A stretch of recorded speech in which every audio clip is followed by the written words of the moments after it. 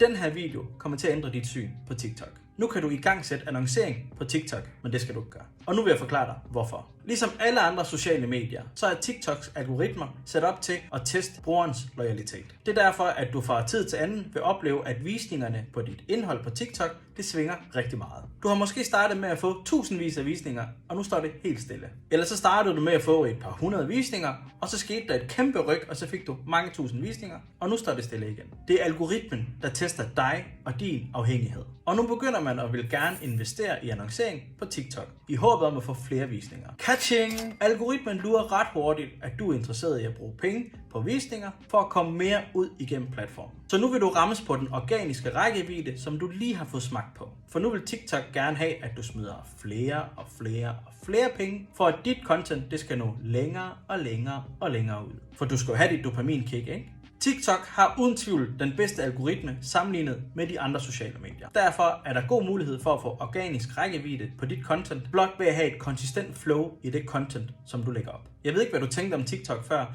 men